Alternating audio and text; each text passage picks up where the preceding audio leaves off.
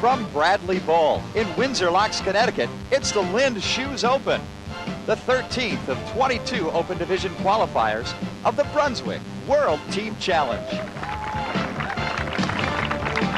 84 teams and well over 400 bowlers have ventured their way to the Northeast in our first visit to Bradley Bowl. Hello again, everybody. I'm Mike Jakubowski, along with PBA Hall of Famer Earl Anthony. And Earl, you've got some history in this building. Well, there's no question about that, Mike. The Northeast, you call this the capital of bowling for the Northeast. Right here at Windsor, Connecticut, Bradley Bowl, Red Burnham and his staff do an outstanding job. And they've done it for a number of years for a variety of events, including the big tournaments like the PBA Championships. And they've done a great job for the World Team Challenge, and they've been wonderful hosts. And speaking of team competition, Earl, in our tournament leader spot today, we have the Columbia Cootasees. And they've been there many times, Mike. As you well know, in 1993, they finished second in the Grand Championships. In 1996, they finished second again in the Grand Championships. They had a change in the lineup. Jimmy Johnson Jr., Mr. 300, is no longer on the team. They replaced him with a very young, talented player in Brian O'Keefe. And maybe he's going to be their good luck charm. Maybe he can help them go all the way and win the Grand Championship. But first, we have our semifinal match. Tile Incorporated is getting set to face Expressway Bowling Supply. And also this afternoon, we look forward to the commentary of our colleague James Mack, who will be along the sidelines. The Brunswick World Team Challenge is brought to you by the American Bowling Congress and the Women's International Bowling Congress, providing championship service to sanctioned leagues across the United States. Make sure your league is sanctioned by the national governing bodies. By Contour Power Grips, the pioneers of the finger grip industry. More pros choose Contour Power Grips. You should too. By Lind Shoes. For the performance approach, it's American-made Lind Shoes, the choice of top professionals and amateurs alike. And by Brunswick. Bowling is sold on Brunswick worldwide. And welcome back to Bradley Bowl for the Lind Shoe Open on the Brunswick World Team Challenge. Tile Incorporated is set to go against Expressway Bowling Supply, and leading off for Tile is Ray Mooney. Mooney qualified at 186 in the 6-game qualifying block preceding the Baker system match play. Crossing over for the strike. Very quickly, the format, in case you're not aware, is 6 qualifying games, 84 teams entered. They all bowled 6 qualifying games on Saturday. The top 10, based on total pinfall, went into the Baker system match play. They bowled 10 2-game matches with bonus pins involved. The top 3 teams you see right here now. And leading off for Expressway Bowling Supply is Brian Ziesig, 22 years old. And an early break. A strike apiece, a couple of breaks apiece.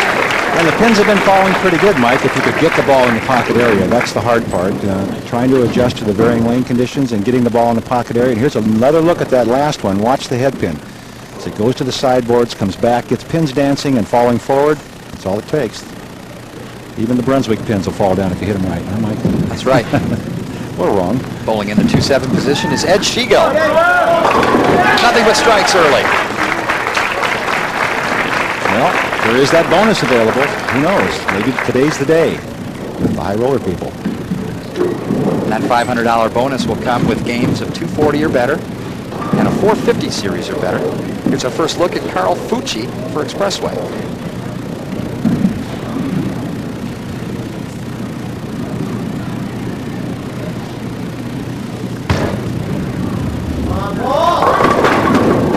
Got a little bit of a break there. Only the 3-6-10. Shouldn't be any problem covering this. Going cross lane, pick up his spare ball.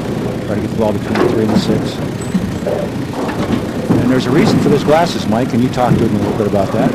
Yes, they cut the glare a little bit, and his other glasses were broken. These are prescription glasses. Oh, that's trouble. Got to be careful.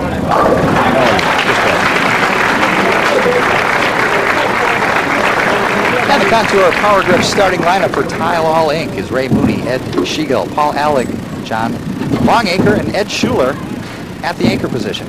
More pros choose Contour Power Grips. You should too. I do. Yes, I do. Paul Alec for Tile All. The 3-8 on his shirt reflects that he will bowl in the 3rd and the 8th frames for Tile All. Perfect, 2-3. Well, I don't know if it's perfect, but they got 3 strikes, man. That looks the same on paper. It sure does. I like his game. He does watch how quickly he gets his hand through the ball, but he does cut the ball short. See how quickly he comes up off the shot there, and that will make the ball hook a little early. But that's his normal game. He just didn't give enough room this time. Gary Schultes for Expressway Bowling Supply. 207 qualifying average, including a 689 in his first 3 games of qualifying. Trouble. And, yeah, he's a little shocked with that. He thought he threw a better shot than that. As we take a look at the Contour Power Grip starting lineup for Expressway Bowling, Brian Ziesig, Carl Fucci, Gary Schultes, Don Hicks, and anchoring, Bob Brust.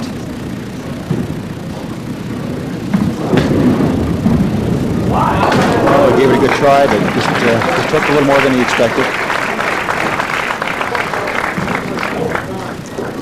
Now we move to the 4th frame. In the first game, of course, a Baker match consists of the team bowling their entire first game on 1 lane, and then we'll turn around in game 2, switch lanes, 2 game total pins decide the match as Tile All with a 35 pin lead here in the early going, the first of 2 in our semifinal match. Here's John Longacre.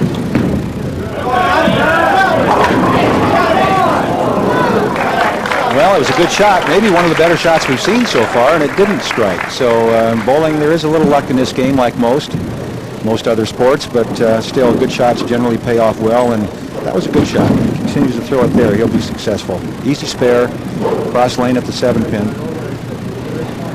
Longacre pretty successful in qualifying at 219.8, which included series of 668 and 651. That's outstanding, considering it was a difficult scoring event. Only 4 teams averaged 200 in qualifying out of those 84 we mentioned. Now we move to the 4th frame for Expressway Bowling Supply. Don Hicks qualified at 212. Hicks shot 589 and 687 for his 2 qualifying blocks of 3 games.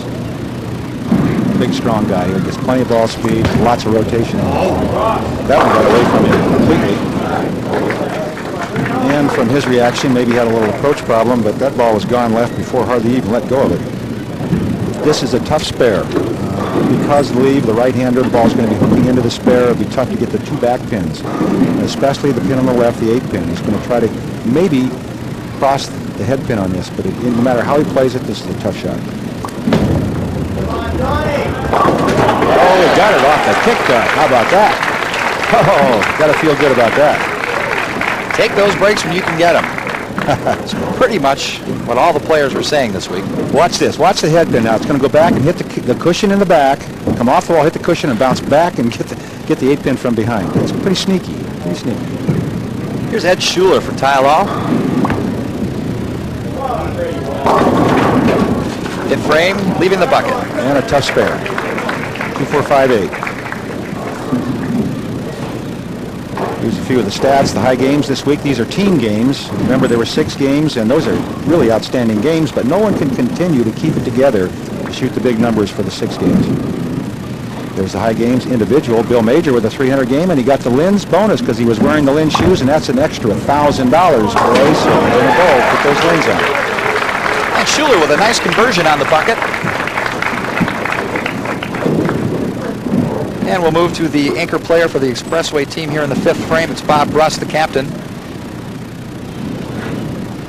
And watching the last game, the position round game, when they were bowling to get on the telecast, he came through in the 10th frame for him. He needed a mark, he threw the big strike, and that was the one that iced it and got him to this point. That was against Trophies Unlimited, who finished 4th. Some players you might know there, Paul Zepgolis, Wayne Sheridan, names like that. High series for the weekend. Brian O'Keefe, 737. Anthony Chapman, 711. That's a pretty powerful 228 on top, leading averages this weekend. Wow, kickback. Yeah, we're doing some trick shots out there. We'll be back with more of our opening match from Bradley Ball right after this. Here on the Brunswick World Team Challenge, we are in frame 6 of game 1 of our semifinal match. And Ray Mooney for Tyalol.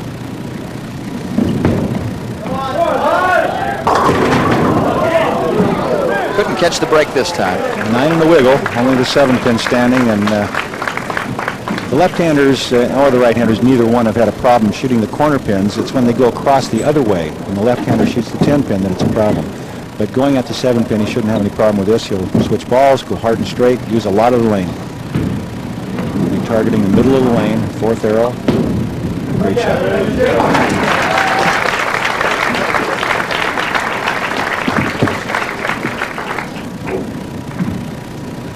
Second opportunity now for Brian Ziesig here in the 6th frame. And Earl, the last 4 counts for Expressway Bowling have been 7-7, 6-6. This is a good game, good solid game here. See how the elbow is tucked in? That means he can keep it inside the ball so he can go straight through the back of the ball. Gets a lot of heavy roll in the ball. That one not enough to get back. Lots of ball speed there. I like this game though, good solid game. That's an important fundamental for you bowlers at home. Keeping that elbow tucked inside the middle of the bowling ball. Keep it, in other words, close to your body, as close as you can. And you won't ever have the opportunity then to get your elbow out or fly your elbow, what they call the flying elbow, or top the ball. This is a good position. See how he tucks that right elbow in? That's the place to be, right there.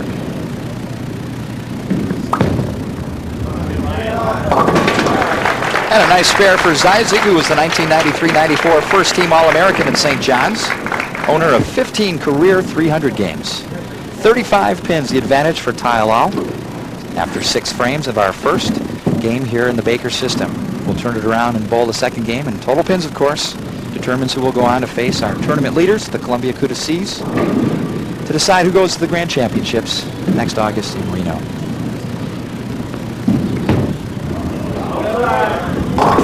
He's just having a real tough time getting the ball started on line. That one, again, going left out of his hand. And I'm not sure what's causing that. Maybe some kind of a fundamental mistake in his approach or something of that nature. But generally, you're bouncing the ball out to the right with the arm swing when you do that. But I don't see that happening here. Got away with it, though. Only the 3-pin, a pretty easy spare here.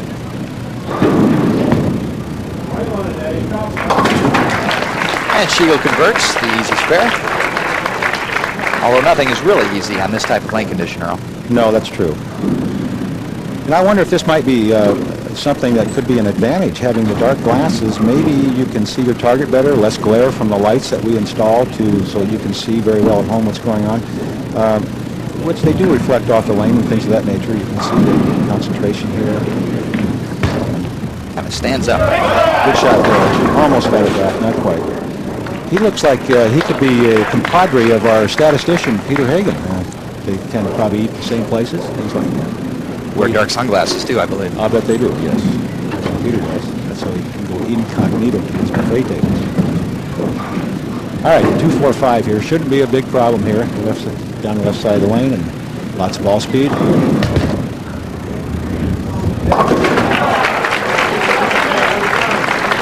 Fucci picks up the spare. 8th frame. Here's Paul Allig, struck in his first attempt on a crossover. Let's see what kind of adjustment he makes here, Earl. Another good game, another good solid game, good fundamentals. You can see this is his 3rd time on television, so he should be getting pretty well accustomed to it. See the elbow tucked in again? Same idea here. Get through the back of the ball, a lot of wrist snap. Got away with one. Had the 2-8-10, only the 2-8, and again, not a real difficult spare. There are a lot of ways to miss it, a few ways to make it. He should be able to just line up off his strike line and hook the ball into the spare and not have any problems. There's his lifetime stats. You can see those. He's 2 Baker games, he's got 3 strikes, 1 spare, and no opens, which is outstanding. The no opens part. And Allig on the spare. Those stats coming in the Team Challenge event in 1996 in Pittsburgh.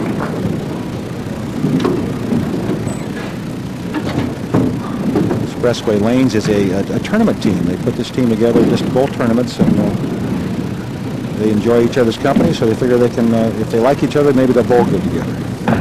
It's always a good thing to have, friends that you can get along with and bowl.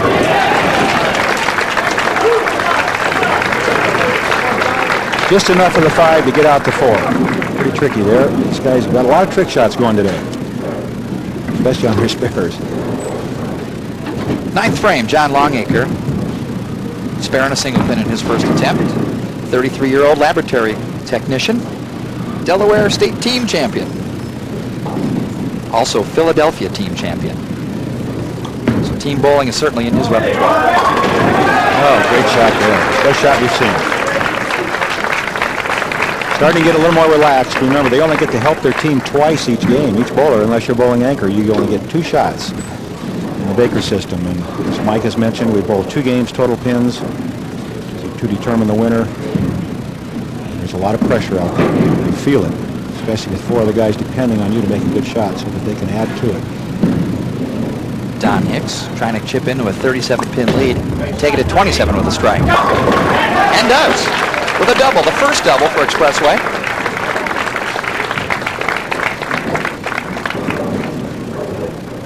And make that a 25-pin advantage for Tylal.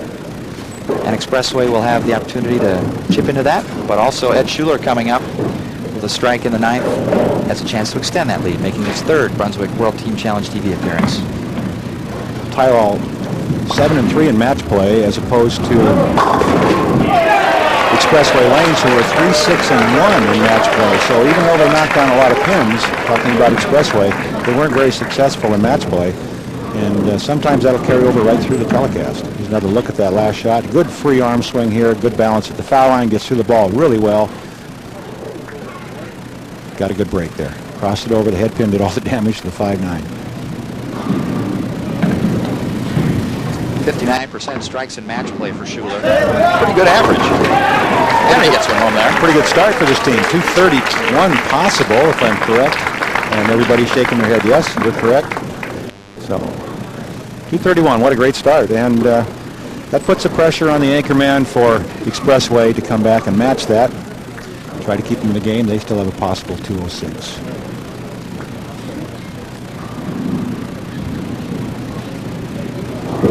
See him talking to himself. Words that will help him concentrate and line where he wants to. And good shot, just like that. Make that 230 for Tylal, and Earl Schuler was a part of a team in Baltimore that shot a Baker 300 game, and I was there to see that. What position? You remember what position he was bowling? He's in the anchor position. He was in bowling anchor, so he got 3 strikes. Everybody watching it and knowing he needed to get them. That's doing well, especially in the Baker system. And we compare that 59% we saw to 45% for Bob Brust, although he got the big one to get him here. Right, and he's a very emotional player. He gets it going. He lets you know he's happy, and you see him running out. He was running out when he let go. He was almost back off the approach. Good shot there, only the 10 pin, but he really wanted to strike badly. Another look at that, and I want you to let go of the ball, and as soon as he sees it going down the lane, he's starting to go. Here he goes.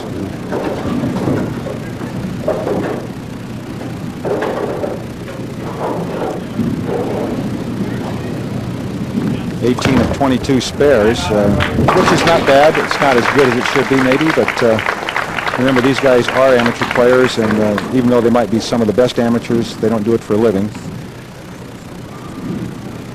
So you can't expect them not to make a mistake once in a while. Cross lane just to fill the frame, possible 185 and a 45-pin deficit here in the opening game of this 2-game Baker system match. And a strike. We'll be back with game 2. We'll turn things around. More of the Lynn Shoes Open after this. The anchor bowler for Tylal. Eddie, you guys got off to a really good start. Do you expect to play the right lane any different than the left? No, it was a little bit more consistent in practice, so that's why we chose to start on the left side and finish on the right. So hopefully we'll just stay with it and attack it and come out on top again. Attack being the key. You know, guys don't want to get tentative here. You want to stay aggressive, right? That's it. Just stay down through the shot and stay relaxed and have some fun like we've been having all weekend. All right, thanks. Good luck. Back to Mike in the booth. Thank you, James. Expressway Bowling Supply, bowling on lane 39, the left lane. Here's Brian Ziesig.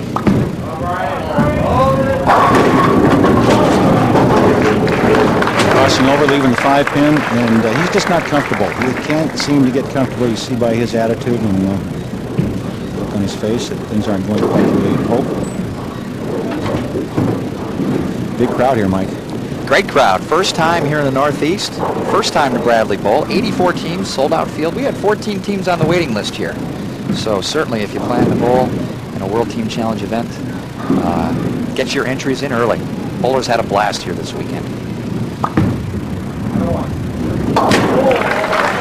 Ziesig on the spare. Expressway Bowling Supply needs to make up 45 pins in this match to face our tournament leaders for the title here at the Lynn Shoes Open. Ray Mooney, lead off for Tylalol with a strike and a spare in his first 2 attempts. Ray's one of 4 left-handers you'll see today. Only 1 in the opening match, but there are 3 on the Columbia team.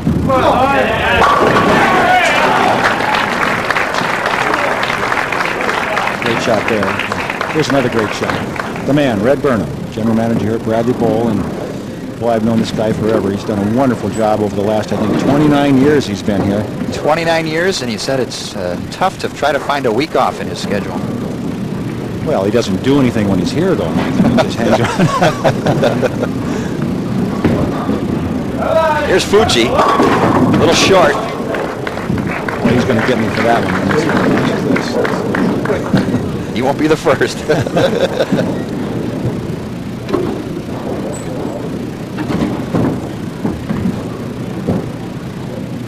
I wonder if these glasses might be bothering him. Watch how he kind of looks down toward the bottom. Maybe he's used to looking through his other glasses in a different way. So I don't know. It's like he's just trying to sight something. Yeah. Trying to find a marker or something to sight his target. The owner of Expressway Bowling Supplies. Mm-hmm. Okay, second frame, second game. Here's Ed Schiegel with a strike and spare in his first 2 attempts. Add that to his lifetime TV stats.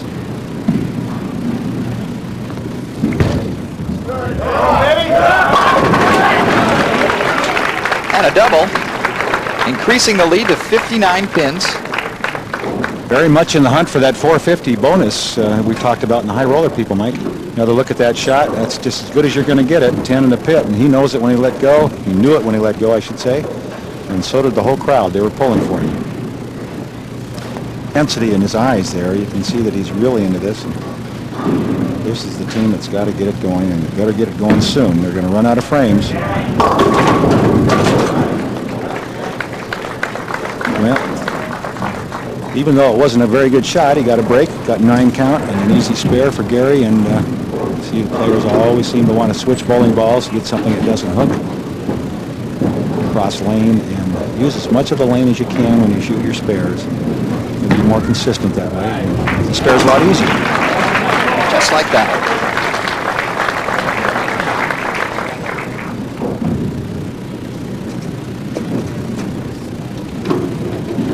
Paul Allig for Tylalol, electrical engineer.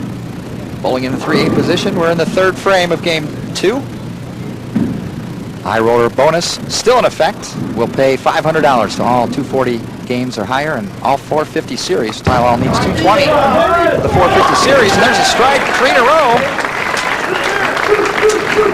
We'll be back with more of the Lynn Shoes Open from Bradley Bowl after these messages.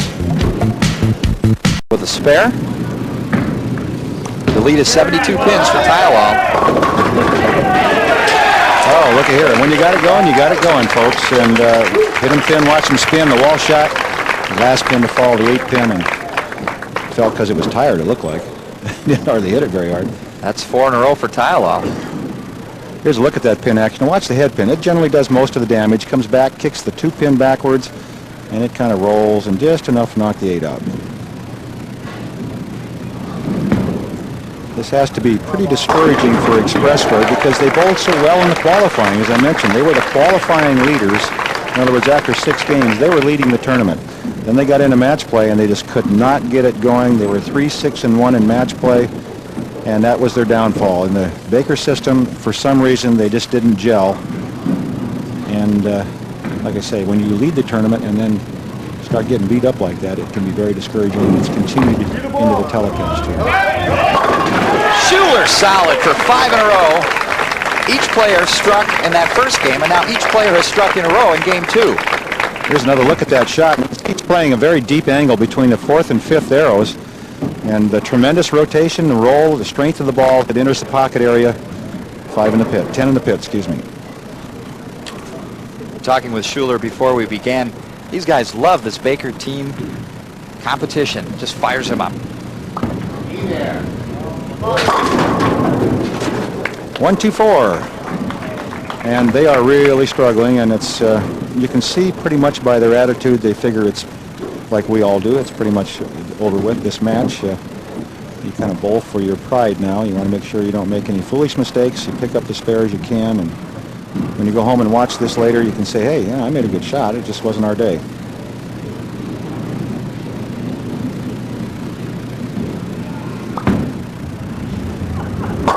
Oops, not this time. Well, that's just going to expand the lead for Tylenol, but more important things going on. Got 5 in a row from the first for Tylenol. A couple of high roller bonuses still in play. Ray Mooney lead off, bowling in the 6th frame. Already has 2 strikes and spare. Basically a $1,000 ball here, Mike, if you could strike and they can stay clean.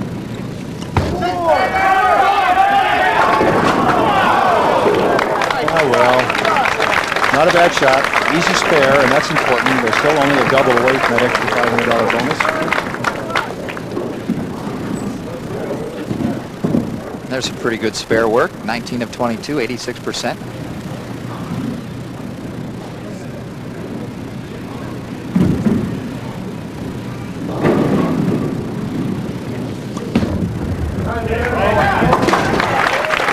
And Mooney on the spare. We'll be back for the conclusion of our semifinal match. We'll hear from Bradley Bowl right after this. Match from Bradley Bowl, as you can see, Tylenol with a huge advantage. Well, so many of these matches do come down to the last couple of bowlers. They come in, and that's what creates all the excitement we see in the World Team Challenge. But it's not going to happen in our opening match. That's pretty obvious. As I mentioned, the bowlers just want to look good out there. You can see there's still some fun involved and getting into it a little bit. 3rd strike on the day for Fucci. Or make that his 1st strike of the day. Oh, it's 1. Yes, it is, according to Peter Hagen.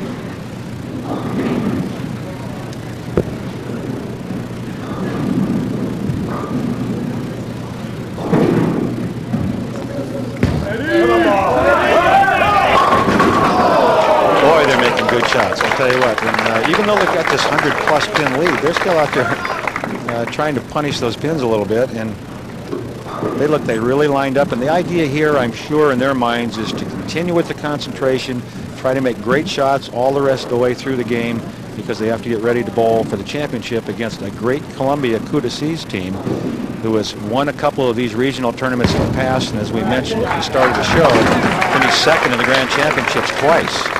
And that team is really pumped, Mike. We know that. We talked to them. They want to win this regional and go down there and show everybody in Reno that they can be the World Team Challenge champions. Columbia bowled some big numbers in the Baker system.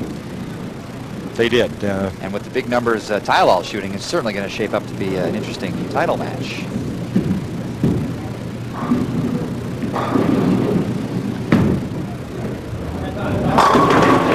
There's a good shot, and maybe a little too late, but still, it feels good to do that, and especially when you can go home and watch the telecast later and say, see there, I can do this. I can get this job done, even in front of those television lights.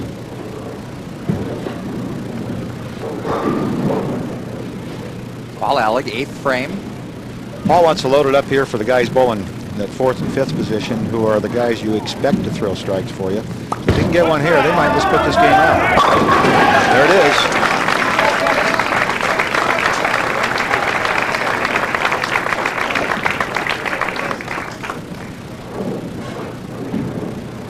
An American Bowling Congress field representative, Paul Bernier, handles things on the East Coast.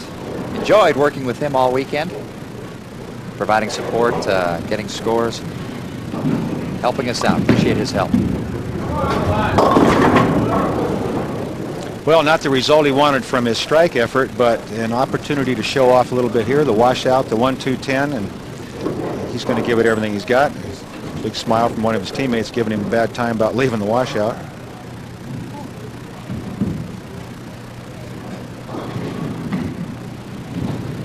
big, strong guy. Handles that bowling ball like it's a cantaloupe up there.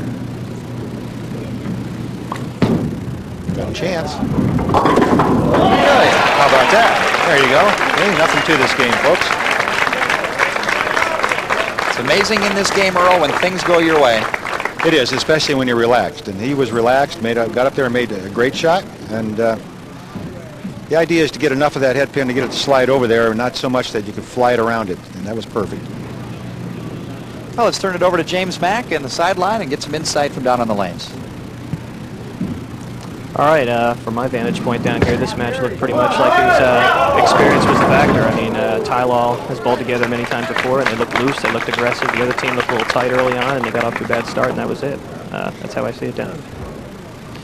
The championship match, I see that, well, they're going to be bowling against the Coup de Seas. I mean, the Coup de Seas are an experienced team that have bowled together just as they have, and I see it being a real tight match. I don't see there might being an experience. All right, well, thanks, James. James and his brother Tim have been known to do some damage on the lanes across the country. And a chop.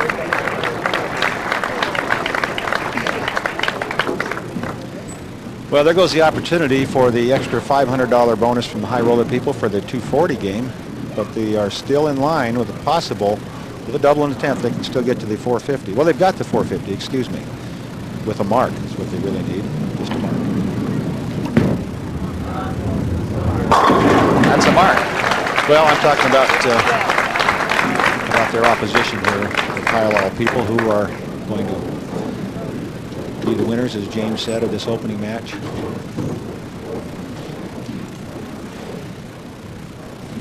I used to bowl with James' father and Tim's father, Jimmy Mack, long time ago on the PBA tour, and Jimmy was a good bowler, and he's definitely got two sons that know how to bowl.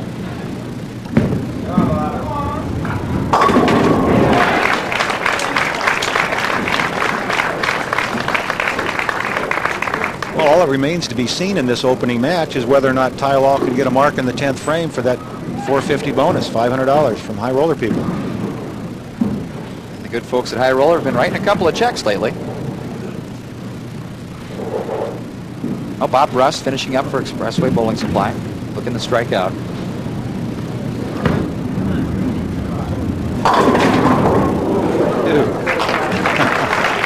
Not one of my favorites. The 4-9. Good time to do it. That's 196 for a two-game total of 381 for Expressway Bowling Supply. All that remains to be seen is whether Tylal can tack on some additional money.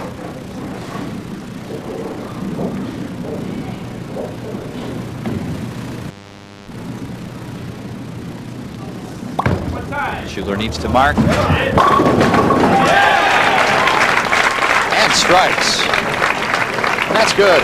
That's doing it the easy way. $500. Yes, sir. From our good friends at the High Roller Tournament Series for that 450 series. Both teams are eligible for that bonus. Here's a look at that last strike, and this was, as Mike has mentioned, the $500 shot. Something interesting about him when he lines up, and we'll get a look at him again as he gets set here. Watch his eyes now. You see him talking, so he's looking down at the foul line, and then he'll look out at the pins, and then he imagines the line that he wants the ball to take, and he walks out and holds the ball on that line. There's a word I can think of when watching Schuler bowl, Earl, that's intensity.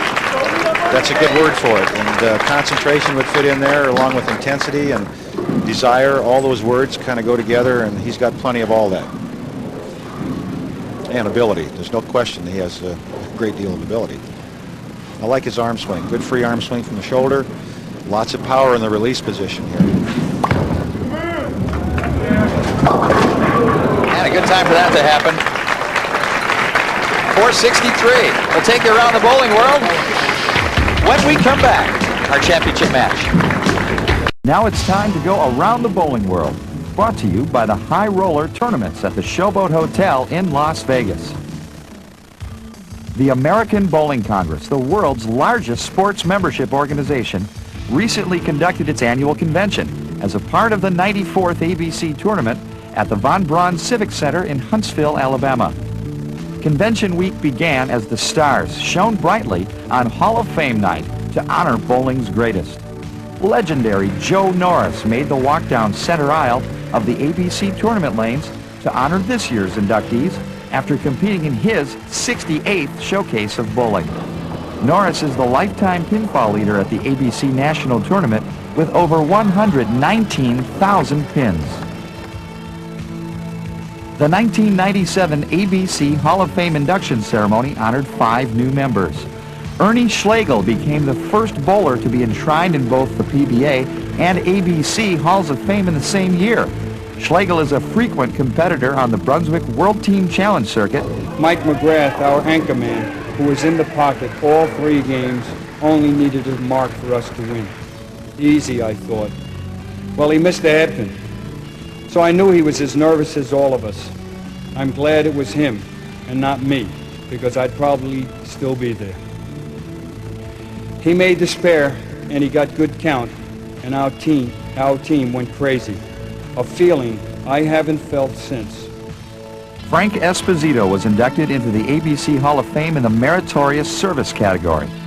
Honored in the Pioneer category were Fuzzy Shimada, Bill Rodman, and Louis Stein. The American Bowling Congress christened another new facility as the first event ever held inside the New South Hall at the Von Braun Civic Center. Bowlers took advantage of the new space by checking out the latest in bowling equipment and accessories. ABC convention delegates participated in many seminars, including sessions on rules, public relations, and membership services. The annual ABC convention took place in the beautiful Von Braun Concert Hall and gave delegates the opportunity to amend the ABC rulebook. The delegates also made their way around Huntsville, checking out attractions like the William Henry Burritt Museum and Park, named for a famous Huntsville resident. The U.S. Space and Rocket Center provided delegates a fabulous look back at the history of American rocketry and space travel. Sanctioned bowlers, don't delay. Enter the 7th annual ABC WIBC Mixed Championships. As Derby Day approaches, Louisville and Executive Bowl are gearing up to serve as hosts. The Mixed Championships open on June 20th and run through July 6th. The deadline for entries is May 1st. For information on this exciting national competition, call the National Tournaments Hotline at 800-211-1358. Around the Bowling World has been brought to you by the High Roller Tournament Series. Call 800-257-6179 for entry information. The Brunswick World Team Challenge returns with our championship matches. Tile All Incorporated will face Columbia Cootasees to determine who goes to Reno in the Grand Championships. And right now, James Mack had a chance to talk with Super Bowl High Roller winner Bob Purzicki. Bob, congratulations on your big win at the Super Bowl High Roller this past January. I was there. It was real exciting to watch, as I'm sure it was for those around the country. The feeling of winning the High Roller is undescribable. And the recognition and respect that you get from your peers is unbelievable. Well, Bob, you've experienced just about everything there is to in competitive bowling. What makes the High Roller event so special? It's match play, James. It's the electricity during match play. The agony of losing, the thrill of victory. I've experienced both of them at the High Roller. Well, you're definitely a High Roller veteran. You've bowled in some 15 events. I'm sure July will be number 16. How do you like your chances in Vegas? Well, I'll be there. I'm not one lost for words. I'm not one with lack of confidence. I expect to do very well this summer. Well, Bob, I look forward to seeing you out there, and thanks for being with us today. Thank you. Tile All advances to face Columbia Cootasees, defeating Expressway Bowling Supply 463 to 381 in our semifinal match. Here's Ray Mooney to start our championship final.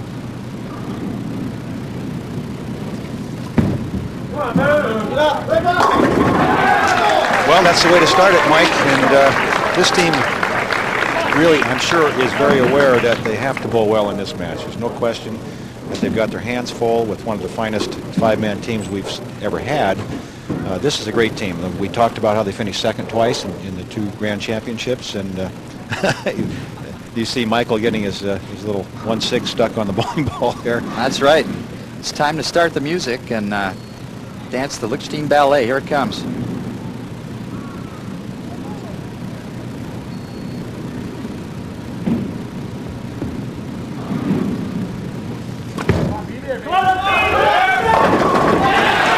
shot, Earl, and boy, he's solid at the line. And he's talking to the pins already. He's pumped. I mean, he wants to get his team pumped, and that's why he's bowling leadoff. And here's a look at the style or the form or whatever you want to call this of Mike Litchstein. But look at the last 3 steps.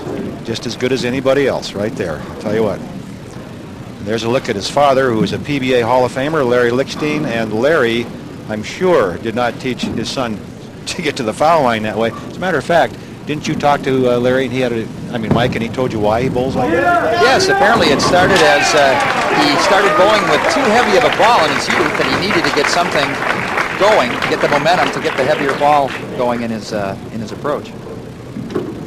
Well, whatever works for you, as long as you can repeat it, that's the key. And here's a look at a great left-hander in his own right, Patrick Allen. This team with 3 outstanding left-handers on it and 2 right-handers who can also play the game very well. So Kudasis has been the team to beat just about every time they get together in one of the World Team Challenges. Patrick very fast to the foul line, got way ahead of that shot. Watching him in practice just before we went on the air, and he was throwing the ball very well. This time very fast and no chance to get the ball back. Just a little excited there. He needs to take a couple of deep breaths and slow down and relax a little bit. Not an easy spare for the left-hander, the 1-3-6. You can see him shaking his head. Can't believe he can throw the ball like that after throwing it so well in practice. He wants the ball to cross the head pin. The ball should take all 3 pins. Clear. Well, he didn't. He's got to feel pretty fortunate that he made that spare. Paul Alec up for Tyalal. Mooney and Shiegel have already struck. Now, I've been saying how good this Kudasi team is, but I tell you what, this Tyalal team is no slouch, and these guys have what I consider an advantage in the fact that they have already bowled a match on the pair. They have an idea what the lanes are like, and plus they are accustomed to the television cameras and this huge crowd here at Bradley Bowl looking on. So they're not nearly as nervous as the Columbia team. If they can get out of the gate and get started early here and build up some kind of a substantial lead, it could be tough for Columbia to come back.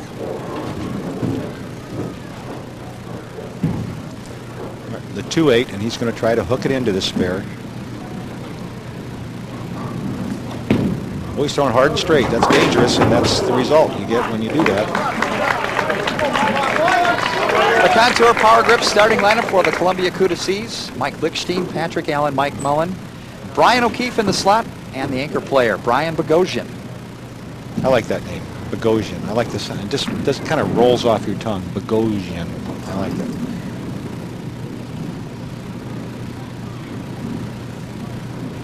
Another fine young bowler right here. Good left-hander. Solid foul line. Boy, there's a lot of emotion in this match, and it could be a great one. We'll be right back after this message. First of our 2-game championship match. Here's John Longacre.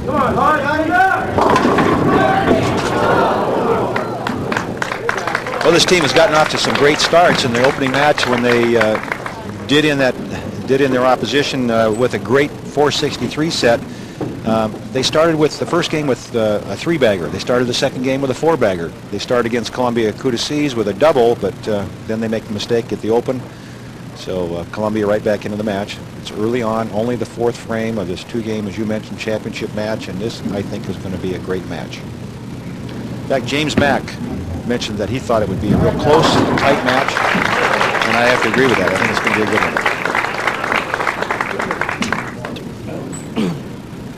Well, I was just watching the fellows practice the Kudasis beforehand, and none of them in particular looked like they had a great reaction other than Patrick Allen. But Mike Mullen in particular made a big move on his last shot, and he moved way in on the shot that counted on the for score just now. His last few practice shots, he had a hard time getting the ball left of the head pin. Thanks, James. And Brian O'Keefe leaving the 5-8. Brian, again, very fast. This ball just got away from him to the right and never really had an opportunity to get back. You get it out in that area of the lane, it's pretty hard to get it back, especially with that kind of ball speed. Easy spare. Pretty fortunate. Got an 8 count. Shouldn't have any problem. Actually, can use this for a lineup. Try to see if he can get the ball to roll into the pocket area.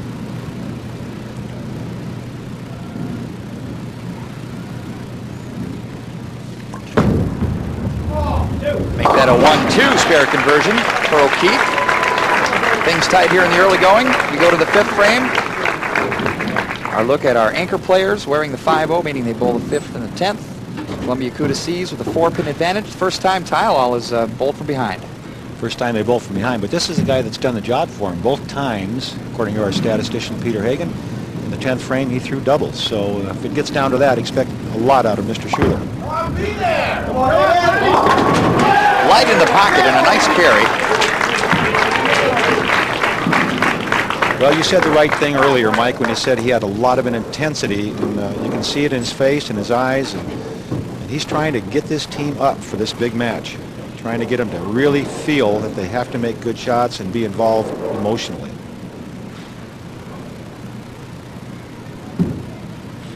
.210 qualifying average for Bogosian, shooting .621 and .641 during his qualifying. Playing an unusual line for what we've seen so far today, playing that extreme outside angle, and you have to be very, very sharp, and your speed has to be perfect to play that angle. Look at some qualifying averages, the regular in the Baker system. Columbia Cuda Seas an outstanding .214 average in the Baker system, which was just unbelievable. And our Expressway team that led the qualifying, but then in match play, you see they were 3-6-1. They lost that opening match to Tyleall, and Columbia Cuda Seas at 9-1, which is again outstanding. Tough spare, the washout. No conversion. So Columbia getting off to a poor start here, Mike. We'll be back for more in just Kinds of mayhem going on while we were away. 6-pin lead for Tile advantage. Ed Schuler leaves the big 4 in his 5th. Foul for the Columbia Cuda Seas in the 6th. Litchstein fouls. 6 pins the advantage. And I saw Patrick Allen talking with tournament director Dennis Arneska about the foul. I don't know if they were thinking about that. Well, yeah, they had a problem in practice. Patrick Allen was sliding very close, and he felt the foul light was going off without him actually fouling. Then, of course, there's a look at Patrick Allen with his head down, and he's just trying to get his head on straight, get back into the match here. But Mike Litchstein did foul and threw a strike while doing it, and then did not get the spare. And that was very costly for Columbia. So Tyleall taking advantage of that and just filling the frames, and they build up a margin here. And it looks like Columbia is going to have to get their head on straight, even though it's only 6 pins. So much talent on this team, this Columbia team, and there's a lot of it in this young man right here. Only 22 years old, and Mike can flat get it down there and get it done. Look at his stats, Mike. He's 4 Baker games and only 1 mistake. Oh, look at that. That's a bad break. That is a bad break. The 6-7 on what he would normally get a strike from. That particular light hit with that much rotation on the ball will normally be a strike for him, and this time he gets the 6-7 split, and this is a very difficult spare, and Columbia just not having a good day at this point after having such a wonderful day in match play. We talked about their 9-1 record and their .214 average in the Baker system. It's still early, and the lead is small. Mullen takes the count. The 1994 Chuck Hall Star of Tomorrow Award winner. The lead is 19 pins for Tyleall as we move to the 9th frame in the first of our 2-game Baker match to decide the championship here at the Lynn Shoes Open on the Brunswick World Team Challenge. I'm kind of curious what's going on in Patrick Allen's head down there. He seems to be very down on himself for some reason. Come on.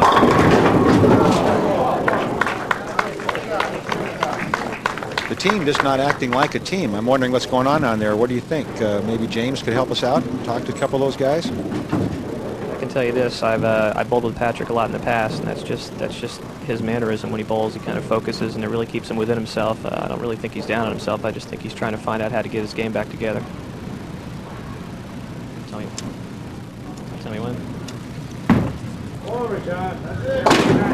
Longacre with 93% spares in match play, picking up that single pin.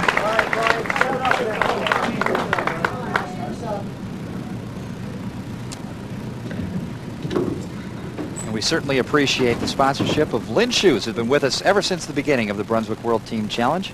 Our event sponsor here, the Lynn Shoes Open at Bradley Bowl. Jeff Lind, great person for bowling, Earl.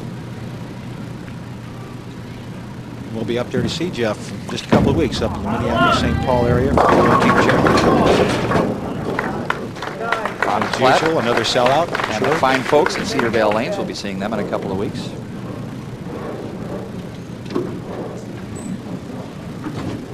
Boy, not what I expected. I have to be, I'm very shocked. I'm surprised at the way the scoring has gone, and Tylal seems to not be able to get anything going, but they're still leading in this match because Columbia is shooting themselves in the foot, basically, if you want to use a very poor expression. They just cannot seem to make a good shot. And when they do, they get the couple they have made have been, they've gotten unlucky, bad results with the foul by Litchstein and the split, the 6-7 by Mr. Mullen, the young lefty who made a good shot. O'Keefe picks up the spare. He's the 1996 national champion at the University of Nebraska. We get to the anchor position, and here's Ed Schuler. He's been the man of the hour, you might say, for Tylal. Able to perform extremely well, doubling in the 10th, both games, the opening match and striking in the 5th frame here. Got that one down early, and got up high, but it stopped. He's got to be pretty happy about that. That ball came off his hand extremely early, and it's set up for him. Here's a look at it. Watch the ball's on the ground right there. It's on the floor already. And you might say he was careful or steering the ball a little bit, but he got the ball to set up, and good trip to 4-7, and his reaction is, oh yeah, and his team's off the bench to meet him. And that's team bowling for you. Let's do it together, guys. We're all in this together. A little more on that one. Got that one out in front of him. Got a little more lift on it. Went right through the nose. That's the difference.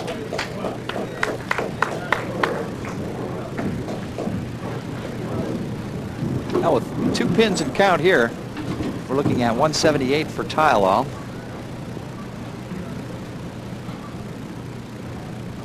Columbia bowling at a 161 pace. Well, Columbia very fortunate at this point. Tylal is bowling extremely well coming into this match, especially in that, as you know, in the opening match, the 463 total is an outstanding Baker system 2-game total. And they're just waiting around for Columbia, giving Columbia the opportunity to get back into this. And I'm sure that if Brian Bogosian can double in the 10th here, when we go into the 2nd game of this 2-game total pin match, Columbia is going to be up emotionally, feeling like they've got an excellent chance to win this. Oh, threw the rope right at it, and he got a break. We'll take a look at some upcoming events here on the Brunswick World Team Challenge. We move to the Detroit, Michigan area, April 5th and 6th. For Astro Lanes. There are entries available at these 2 events, and if there's any indication as to how the bowlers loved bowling in this event, get your entries in early. These 2 events are sold out at Norcross, Georgia, and Earl Anthony's Dublin Bowl. We'll get to see Ted Hoffman and the folks at Dublin Bowl.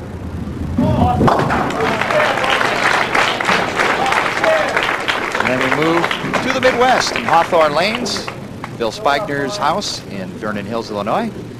NKC Pro Bowl, and we've got 1 ladies event remaining at Brunswick Perry Hall Lanes in Baltimore in late June.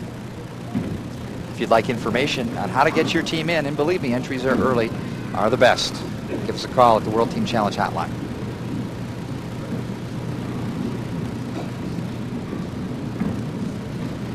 .159 with a clean fill. Get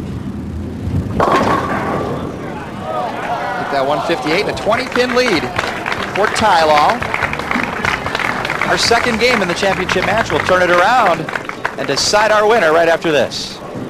Back to the Lynn Shoes Open here on the Brunswick World Team Challenge. Game 2 of our championship match. Columbia Kuta Seas getting off early in that first game, only down 2 marks. Here's Lichstein. Good mixing strike. They had gone 7 frames without a strike, Earl. Well, and you can see Mike trying to get the team pumped up there and get them into this emotionally, and you know, they've got the physical talent to play this game extremely well, but they're down on themselves right now, and they had an outstanding day in match play, going 9-1, and now they need to get it together and win just this 1 more match. But Tylal is going to give them all they can handle. 20-pin lead, and this could be the one that comes down to the anchor man again, where you can see who can perform doing the clutch. Mooney cuts through for the big 4. Oh boy, well, this is almost an even match that quick.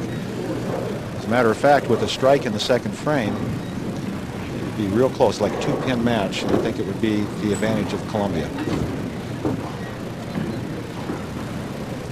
That's back-to-back big fours for Mooney.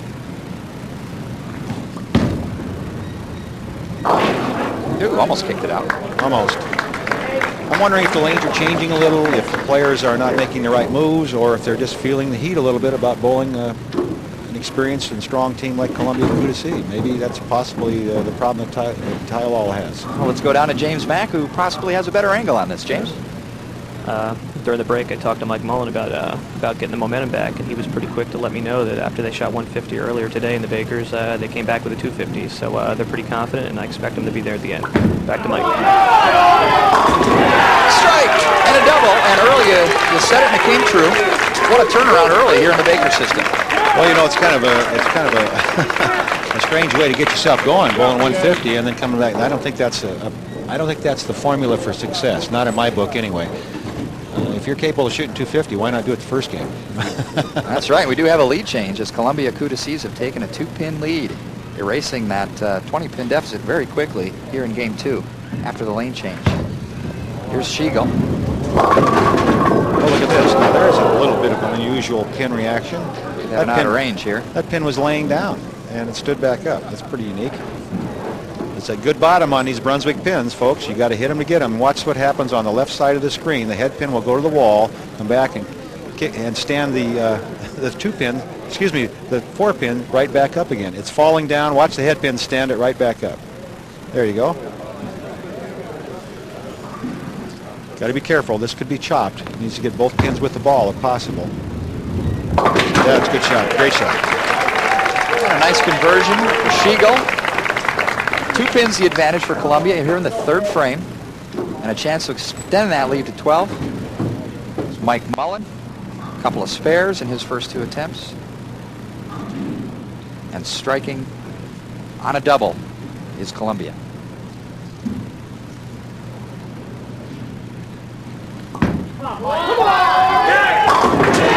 They are on their feet. 3 in a row for Columbia Kudasis, and things turn around in a hurry, Earl. Boy, don't they ever. And a team as explosive as they are, again, Tylalol, I'm sure, is feeling a little heat going into this match to begin with, and felt very fortunate to have a 20-pin lead by not bowling well. 178, you normally aren't going to have a 20-pin lead. And here comes Columbia. So Tylalol has to get the momentum back in their favor, and the only way to do that is to make good shots, throw some strikes. This looks like it's got an opportunity. It's high through the nose, 3-6. And he says, I didn't foul, and the foul light went off. So we're having a little problem down there with... none of us knows exactly what's going on, but we might need to put a foul judge out there, maybe, to watch the foul line. Alec looking for help from tournament director Dennis Sarneska.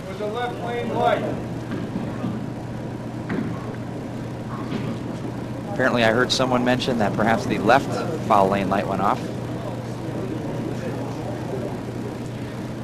And that is been confirmed. It looks like the left foul lane light went off. James, what do you got for us down there? Yeah, I'm pretty certain it was the left lane foul light that went off, and I don't think he tripped it with his right foot after he slid. And maintaining composure, he picks up the spare. Well, that could have been a major turnaround if that had been called a foul, because they were on a spare. They would have lost that 10 pins in count, and he might not have made the spare if it had been called a foul. So it's a good thing that James and all the boys were watching that closely and knew what was going on. Columbia on 3 in a row and a chance to extend their lead and really put some pressure on Tylalol. Taking a lot of time here. We do have a 25-second clock, which means you must get rid of the ball in 25 seconds from the time the pins are set. Come on, not a lot. I'll tell you, that was the kind of hit that could have gone either way. It could have been a strike. Instead, he ends up with the light hit, the wall shot, and the 8-pin, an easy spare.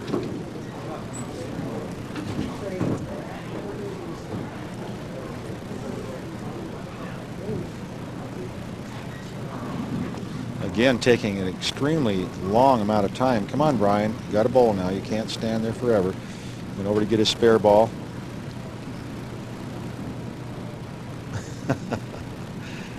Oh, boy.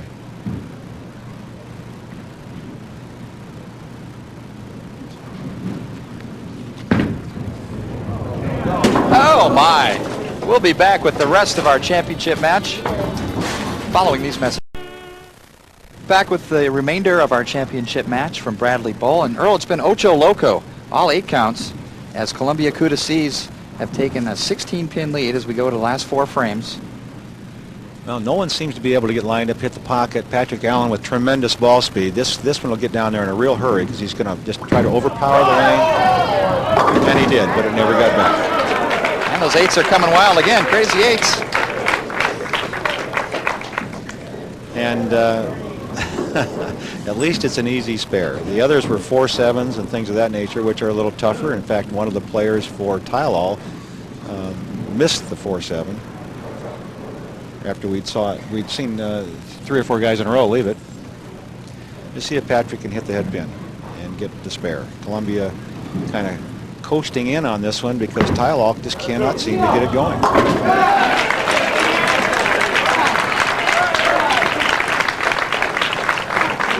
It's not the scores we expected, especially out of Tylol. We expected them to be very aggressive and shoot some numbers like they did in the opening match.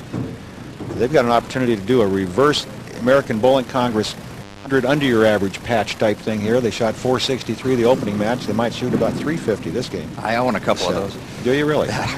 Okay. 14 pins, the difference. There's a shot.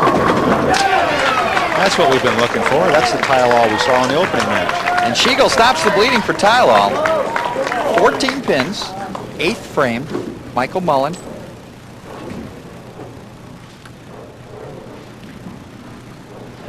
Really solid game here. Now, if you want to copy someone and you're not a real big person stature-wise, take a look at this game. Good fundamentals, great arm swing, lets the ball swing free from the shoulder, good balance at the line, gets to it real hard, and there's a good result. Here's a look at Ken West, who is one of the premier promoters in the bowling industry. He's done an outstanding job for years out here in the Connecticut area. And there's that great smile we've known and loved for some 30 years around here. Really a good guy. Paul Alec with a chance to double for Tylol would cut the lead to 4 pins. 8th frame.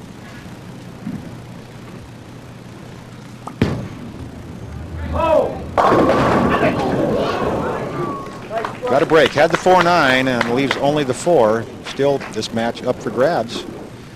Here's another look at that. The ball just hits a little too hard, a little high in the head pin, and did get a break. Got a big break, just leaving only the 4. And his reaction is, oh boy, thank you very much. That'll make your tummy a little queasy, huh?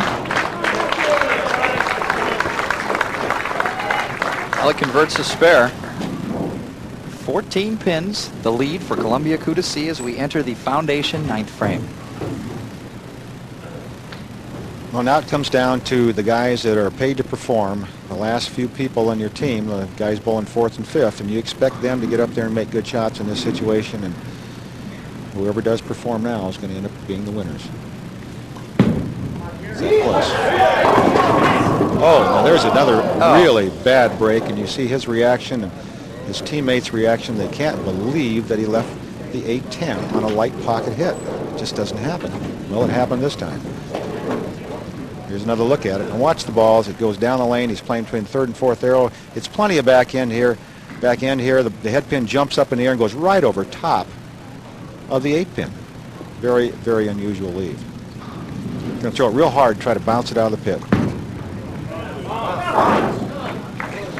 Not to be. Now we have basically an even match. Only 2 pins separating these two teams with just a couple of frames to play. And now I would think that the advantage goes to Tylol.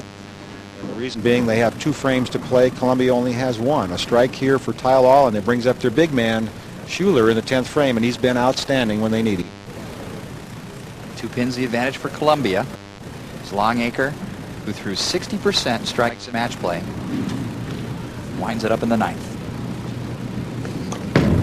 Oh, and he made a good shot. Oh, my. Just not falling. They're just really, really tough to knock down right now. And that was a fine shot under the circumstances. And you know he's feeling some pressure, the perspiration on the hands, and a little bit on the head, on the forehead. And now he's got to go up and make this spare, give his team a chance to win it in the 10th frame. And there's the anchorman Schuler looking on, knowing exactly what he's going to have to do. He's going to have to do just 2 pins better, 3 pins better than his opponent does in the 10th frame. And there's his opponent, waiting to play, and he'll finish first for Columbia Couta Seas. And there's the spare.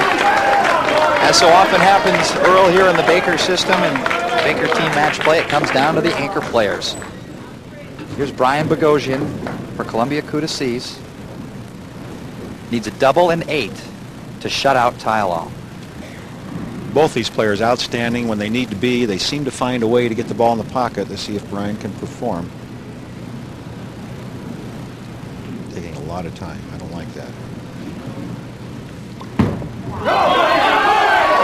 Oh, solid in the pocket for Bogosian. Isn't that amazing how talented they can be when you need them to be? And I'll tell you what, they get up there, the concentration level goes up another 20 points maybe, and they get up and make the great shot. And look at the deep breath. He's feeling it. He's feeling the pressure. He knows he needs a strike and 8 to win this. Maybe put them in position to be the World Team Challenge champions in Reno. Schuler on deck, waiting his chance. Will Bogosian let him have that opportunity? Strike an 8 to shut out.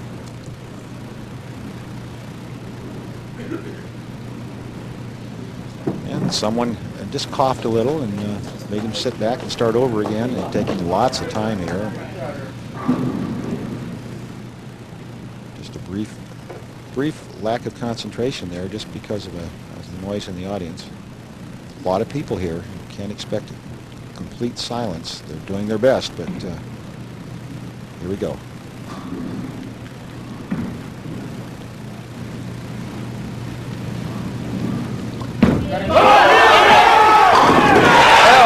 A double, big double. All right, 8 to win. 8 or better to win on this ball.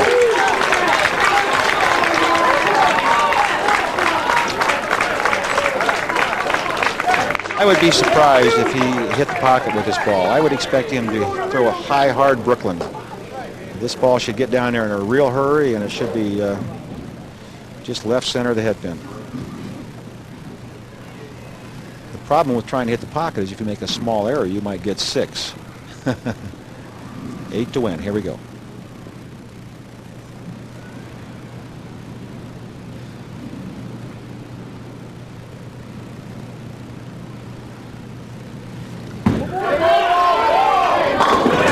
he got them all. We will be back to meet our champions, the Columbia Couta Seas, when we return. You're a winner, and you deserve recognition. In sanctioned leagues and tournaments, 2 million awards are handed out each year by the